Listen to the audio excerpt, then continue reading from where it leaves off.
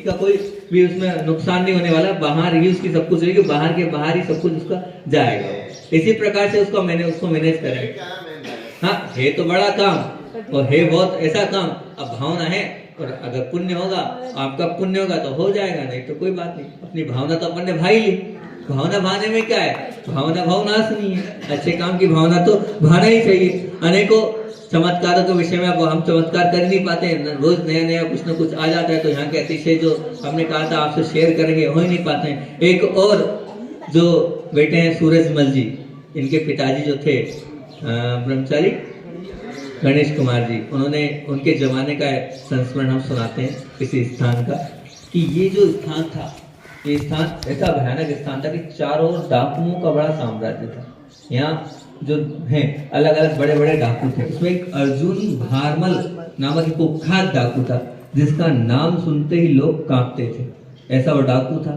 अब वो जो डाकू था वो इस भाव से इस क्षेत्र में आ गया कि यहाँ पर बहुत सारा धन होगा, बहुत सारी संपदा होगी, और वह एक पुलिस के ड्रेस में पहनकर और साथ में एक व्यक्ति को लेकर यहाँ आ गया। दूसरा व्यक्ति कंबल ओढ़े था। जब वो यहाँ आया, यहाँ ऑफिस था और पहुंचा तो पुलिस वाले हैं यहाँ के मैनेजर को बुलाओ, और जब मैनेजर को बुलाया तो मैनेजर जैसे ही आया वैसे ही उन्होंने निकाला, बोले पुलिस नहीं हूँ, मैं अर्जुन भारमल हूँ। जैसे अर्जुन भारमल का नाम सुना, जितने कर्मचारी थे सब के सब बाहर, आसपास के लोग भी जो है वो बाहर चले गए। अब बोले यहाँ पर जो है कहाँ तिजोरी है, तिजोरी का रास्ता बताओ। तो वो तैयार नहीं हुए बताने को, तो उन्होंने तलवार निकाली, टुकड़े टुकड़े कर देंगे। उतने में जो है गणेश कुमार जी की जो धर्म पत्नी थी, उनको आवाज दिया और तिजोरी की चाबी। अब उस वक्त जो थे, ये भगवान पार्श्वनाथ का अतिशय आपको बताते हैं, उस वक्त इन्होंने सोचा कि इतना सारा काम चल रहा है, अगर तिजोरी खोल दी और तिजोरी में से जितना पैसा चला गया तो आगे काम क्या होगा, आगे काम क्षेत्र का कैसे चलेगा। उसी वक्त पार्श्वनाथ भगवान की जाप गणेश कुमार जी ने चालू कर दी, भगवान का नाम स्मरण प्रारंभ कर दिया। उनकी पत्नी आई, पत्नी आने के बाद जब तिजोरी के पास पहुंचे, पहुंचने के बाद योग संयोग की बात है कि तिजोरी खोली उन्होंने, और तिजोरी खोल के उन्होंने दिखाया तो उसमें बहुत सारे छत्र और सिंहासन और भी जो बर्तन आदि थे सब थे। अब सब तो थे, उनको बर्तन का इतना विकल्प नहीं हो रहा था, बाकी वो जो धन था उसका विकल्प था कि नगद धन चला न जाए। अब देखो ऐसा चमत्कार होता है, ऐसा अतिशय होता है कि उनकी वो उस पर दृष्टि पहुंची। में एक भगवान की फोटो, मतलब क्षेत्र की फोटो थी, वो जब निकाल रहे थे तो वो फोटो ऐसी तिरछी हो गई, वो जो पैसों की गड्डी थी वो सब उसके नीचे आ गई, तो पैसों की गड्डी डाकुओं को नहीं दिखी, और वो भी यही चाहते थे कि पैसों की गड्डी नहीं दिखे। अब उसके बाद जो है वो पूरे के पूरे बर्तन उन्होंने कहा इस झोले में डाल दो, उन्होंने वो पूरे बर्तन डाल दिए। वैसे गणेश कुमार जी स्वयं ब्रह्मचारी हुए, बाद में मुनि हुए, मुनि बनने के बाद संलेखना मरकर समझ में वो झूठ बोलते नहीं है। अब उस वक्त उनको ऐसा लग रहा था इतना सारा चांदी का सामान सब जा रहा है, तो उनके मुख से झूठ निकल गया, क्या करोगे इनको ले जाकर, ये जर्मन के हैं, ये ले जाने से महंगे पड़ेंगे। क्या उन्होंने झूठ बोल दिया, ये जर्मन के हैं, इनको ले जाने से ये महंगे पड़ेंगे, काय को ले जा रहे हो भैया। तो अब उन्होंने कहा जर्मन के असली का जो है ये है, ये तिजोरी, इतनी बड़ी तिजोरी आपके सामने आएगी, सब कुछ यही है, हमारा कोई और कुछ नहीं है, कौन रखेगा यहाँ, चांदी का कौन देगा, कहाँ किसके पास इतना पैसा है। उन्होंने ये झूठ बोला। अब उसकी बात पर उनको लगा ये तो ब्रह्मचारी व्यक्ति झूठ बोलता नहीं, उन्होंने वो वहीं पटक दिए और उनको गाली देते हुए वो आगे बढ़ गए। तो पैसा भी बच गया और वो पूरा समाज भी क्षेत्र का बच गया। और वो ये बोलते, उनका कहना यह था कि बस मैंने एक ही जाप करी थी, हे पार्श्वनाथ भगवान सब बचा ले, सब बचा ले, सब बचा ले, तो अपने आप सब कुछ बच गया। भाव बहुत अच्छी चीज। तो अनेकों जैसे यहाँ पर कहते हैं कि जो आता है मूलतः वो जो निसंतान होता है उसको संतान की प्राप्ति होती है। अनेकों को संतान की प्राप्ति हुई है। एक सज्जन ने कहा आए थे, बोले 6 तोले का स्वर्ण का छत्र लेके आए। बोले क्यों? बोले मेरी भावना थी जितने साल का बच्चा होगा, जितने साल में आएगा उतने तोले का सोने का छत्र में चढ़ाऊंगा। मुझे बच्चा नहीं था, 20-22 साल से यहाँ आया, यहाँ मनोती मैंने मांगी और मेरी यहाँ पर बच्चा हुआ। एक और दूसरे कंजर जाति के थे, वो भी उस बलभद्र स्वामी की वहां पर उन्होंने ये बोला कि हमारे लिए बच्चा नहीं है, तो बच्चा हुआ क्या, एक नहीं एक साथ 2 दोनों लड़के हुए। तो उन्होंने एक का नाम रखा मांगी और एक का नाम रखा डोंगी। इस प्रकार से 2 बच्चे हुए उनको, दोनों मांगी तुंगी के नाम से वो आज भी हैं। ऐसे चमत्कार अनेकों, और इस प्रकार से अनेकों चमत्कार हैं। यहाँ तक कि जयपुर के बसंत कुमार जी भौसा हैं, वो आए थे। वो जब आए पूरे सबके साथ वंदना करने के लिए, तो इस पहाड़ पर शेर भी है। अब शेर है या देवी शक्ति है, जो भी है, तो वो जब मांगी पर जा रहे थे तो मांगी के उस रास्ते पर वो शेर बैठे दिखे। वो घबरा कर वापस आ गए, और जहाँ वो सीता गुफा है, उस सीता गुफा पर वहाँ 24 वहाँ बैठ गए, वहाँ नमोकार मंत्र की माला फेरी। अब जब और दूसरे लोग भी आए तो उन्होंने बताया शेर है, तो बाकी लोग बोले अब नहीं जाना। तो वो जो बसंत कुमार जी थे, उन्होंने कहा चिंता नहीं करो, पंचमन्मिष्टि की भक्ति करो, अगर वो होगा भी तो रास्ता देगा। मैं अकेला था इसलिए आ गया, अब तो इतने सारे लोग हो गए, अपन चलते हैं। बाकी लोगों की हिम्मत नहीं हो रही थी, लेकिन उन्होंने मोटिवेशन किया और आगे गए तो देखा नमोकार मंत्र सब एक साथ, लगभग 30-40 लोग हो गए, इतने सारे इकट्ठे हो गए थे। अब वो एक साथ जो है नमोकार मंत्र करते हुए, पढ़ते हुए आगे गए तो आगे जाने के बाद उनको कोई शेर नहीं मिला। मांगी कि उन सब ने अच्छे से दर्शन किए, भक्ति करी, लेकिन आस्था और भक्ति और श्रद्धा, अंदर से विश्वास होता है तो कुछ ना कुछ तो अच्छा होता ही है। वहां से सब लोगों ने दर्शन किए। दर्शन करने के बाद मांगी से जब तुंगी आ रहे थे, तो तुंगी आते समय उस रास्ते में उन सभी जो भक्तजन थे, उन भक्तजन को चमत्कार देखने को मिला। बोले अनेक प्रकार के वाद्य यंत्रों की आवाज उनको सुनाई दी, अनेक प्रकार के अलग अलग, कभी कहीं ढोलक की, तो कहीं वीणा की, कहीं आपकी उसकी वो क्या बोलते उसको, गिटार की, अलग अलग। बोले समझ में नहीं आ रहा था काय की, इतने प्रकार की वो आवाज सुनने को उनको वहां पर मिली, क्योंकि भक्ति थी, डरे नहीं थे, वहां दर्शन भी कराए थे, तो उस भक्ति का प्रभाव रहा सब लोगों को वहां पर। उस आवाज भी मैं आपको बता दूं कहां से, वहां पर एक वाद्य यंत्र है। वो वाद्य यंत्र कब लगा था, उस दिन बताया था मैंने। वो वाद्य यंत्र जब लगा था, जब बलराम ने समाधि ली थी। क्यों समाधि ली थी?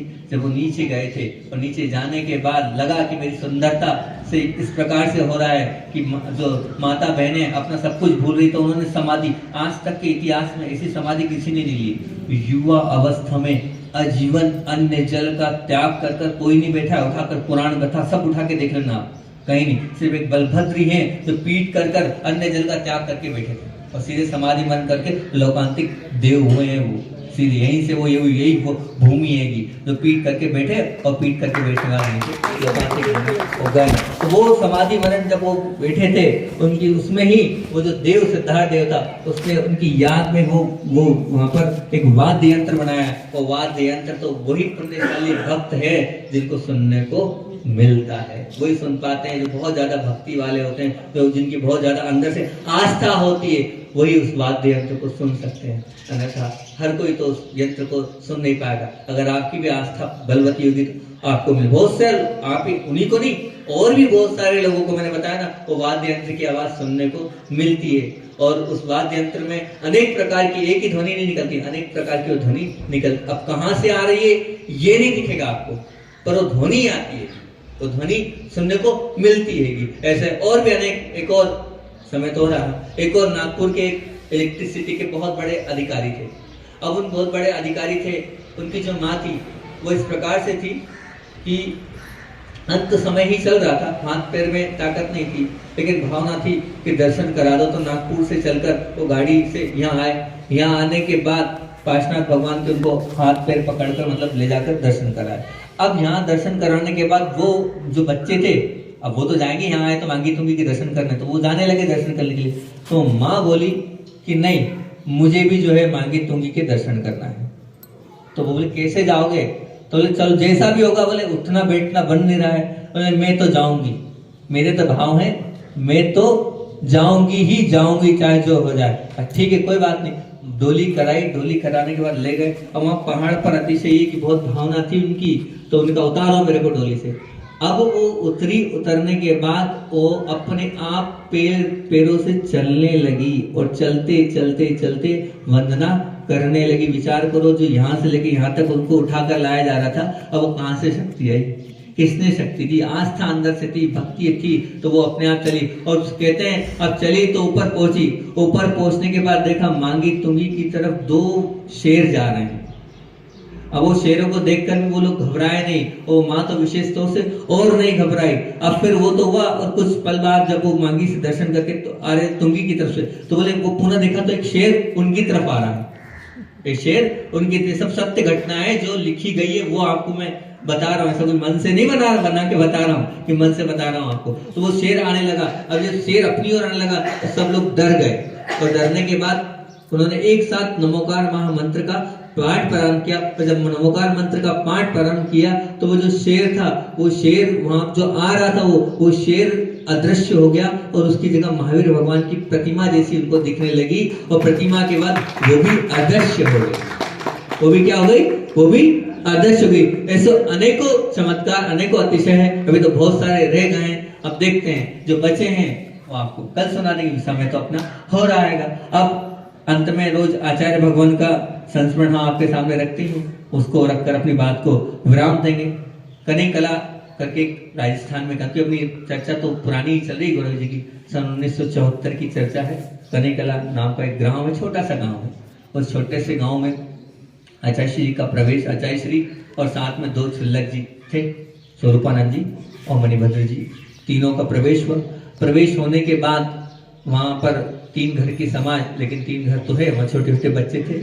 अब वो बच्चे बहुत मस्ती कर रहे थे, और मस्ती तो थी, साथ में ऐसा लगा कि संस्कार भी नहीं है बच्चों के अंदर। और फिर जो वहाँ के माता पिता थे उन्होंने ये कहा आचार्य भगवान से, आचार्य जी आजकल के बच्चे बिल्कुल सुनते नहीं है, बिल्कुल सुनते नहीं है। तो क्या आपके बच्चे बहरे हैं? नहीं, सुनते तो हैं लेकिन हमारी नहीं सुनते हैं।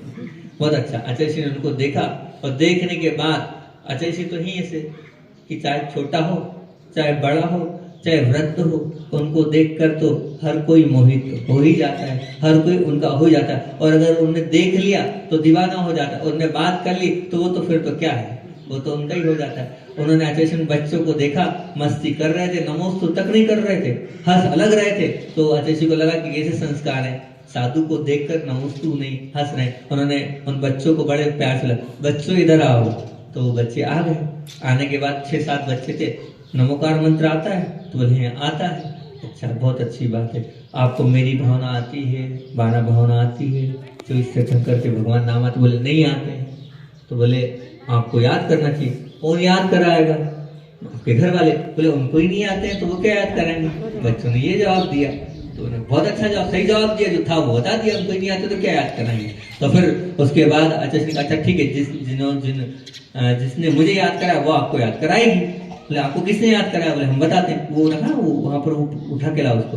तो जिनवानी उठा के लाओ। बोले इनने हमें याद करा है, ये आपको याद कराएगी। उन्होंने उठाया, खोला, मेरी भावना बताई, 12 भावना बताई आचार्य श्री जी ने। और फिर उनका कौन पढ़ना बताएगा? बोले हम आपको उसकी राग बताते हैं। आचार्य श्री ने छोटे, देखो कितना पुण्य होगा उन बच्चों का, उसकी राग बताई कि मेरी भावना ऐसे पढ़ते हैं और ये 12 भावना ऐसे पढ़ते हैं। वो पूरी राग बताई और राग सुनी। वो जो बच्चे हैं उसी में लग गए, रात दिन उसमें रहे। 3 दिन में वो पूरी मेरी भावना भी, 12 भावना भी, 24 तीर्थंकर के नाम भी सब याद करा दिया। आचार्य श्री याद कराए और नहीं याद हो तो हो ही नहीं सकता। सब बच्चे वो धर्मात्मा बन गए थे। पूज्य आचार्य भगवान विद्यासागर जी महाराज की जय।